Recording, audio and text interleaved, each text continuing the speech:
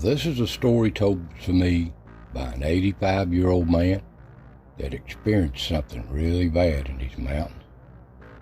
Now, I travel these old roadways, and I talk to people. Some want to be their names and on camera, and some do not.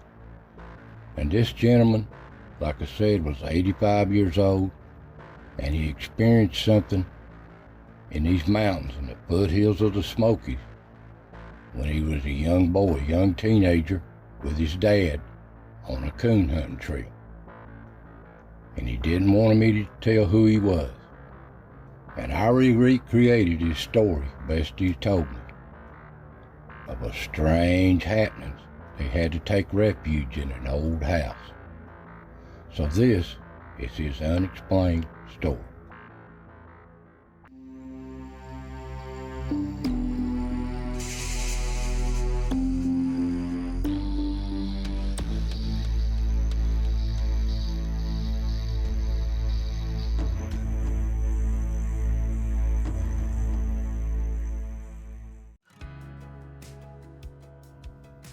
Now, this little story that this gentleman told me is said to have happened in one of the counties that border the Smoky Mountains, the foothills of the Smokies, not in the park.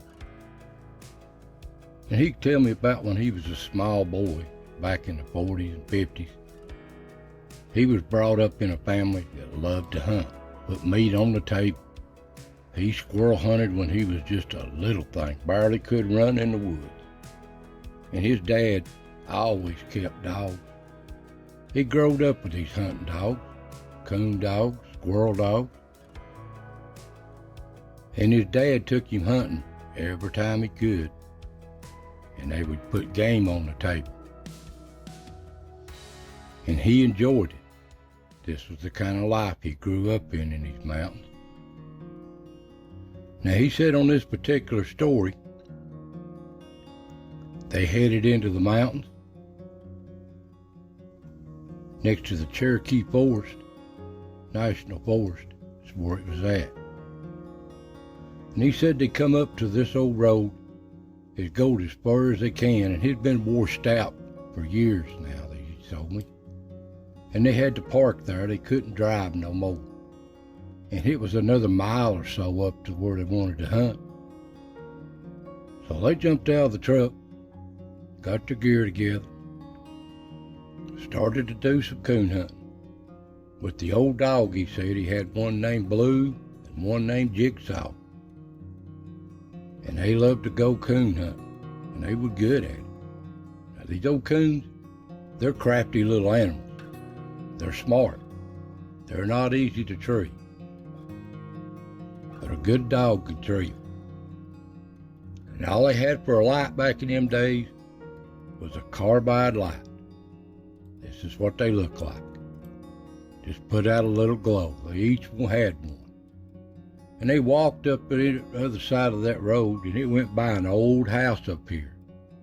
And he said his dad had been by it a few times, but never been in it. Never been in it. And he said when he walked by it, he looked back and he could have swore he seen somebody standing in the window looking at him. Well, they headed on up past there into the ridges, into them hot woods. It was up into fall good, and the leaves hadn't really fell yet. And he was hot. Old Indian summer, he said.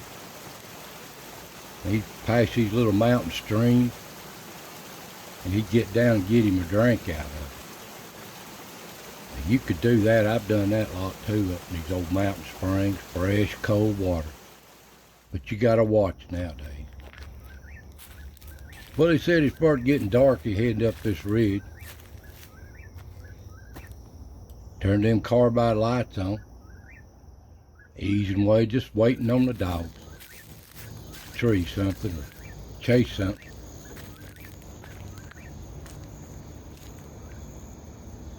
Easing through the woods.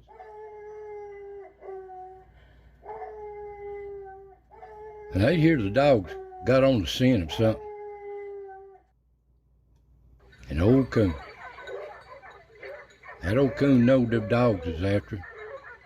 He started out of there. Now, these old coons, they're smart. They'll go from one tree right over to another and they come down just to confuse the dogs. But a good coon dog will stay on it. He'll finally pick him up again. Them old dogs, he said old Jigsaw's treed up there, him and Blue. So they tried to work their way to it.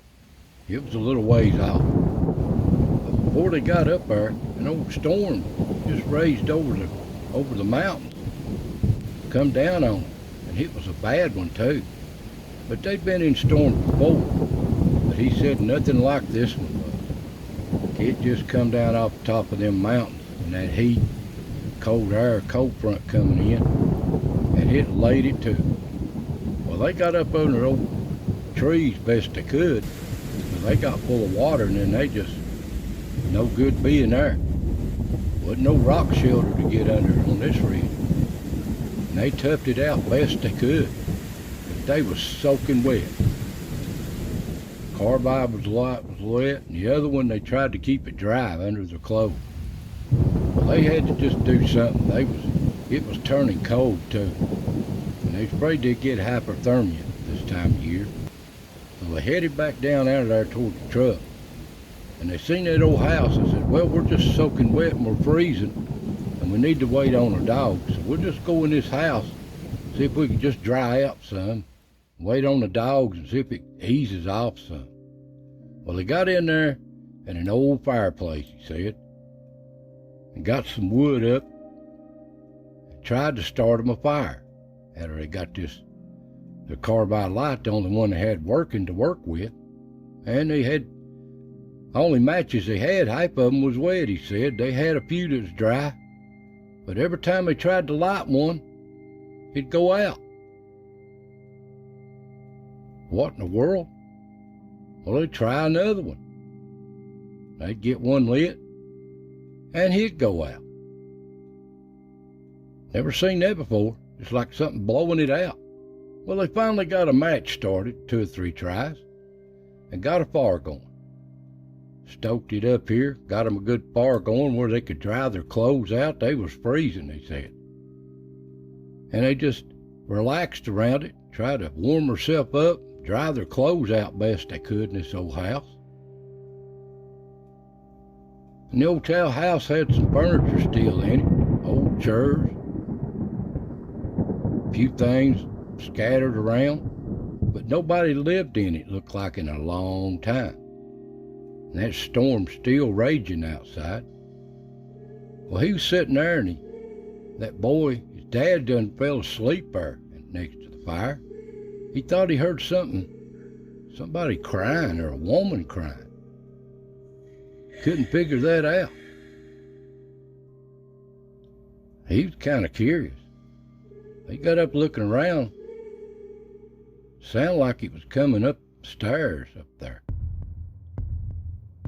He eased up there. Wished he hadn't. Sitting there just looking at the wall, looking around. And all of a sudden, like a woman in a gown appeared in the wall. He could see plumb through her. Scared the crap out of him, he said. He just froze. She just looked at him, then she just faded away. Well, he run back downstairs to his dad and woke him up at the fire. Told him what he'd seen, what he'd heard. Well, his dad just calmed him down. Boy, they ain't nothing going on. Just calm down here and warm up some and get a little rest. We try to get out of here in a little bit. Well, he couldn't sleep then. He was just nervous as a cat, he said. Just listened to every little bitty sound and everything he could, just sitting there trying to warm up. And they said they just sitting there relaxing in them chairs. And they started hearing noises again. Didn't know what it was. And all at once, one of them chairs they wasn't using just started sliding across the floor. Nobody around it. And they both was watching that. It just scooted up towards them.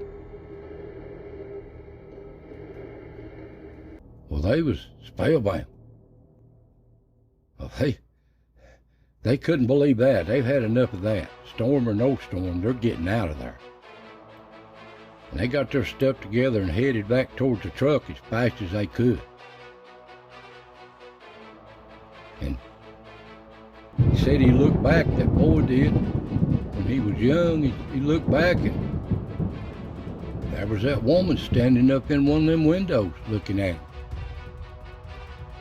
He just turned his head and they headed to the truck. He never went back there ever again. They got back to the truck, the storm was dying down. You could hear it going off in the background, and the crickets was out. The dogs were under the truck, so they headed home.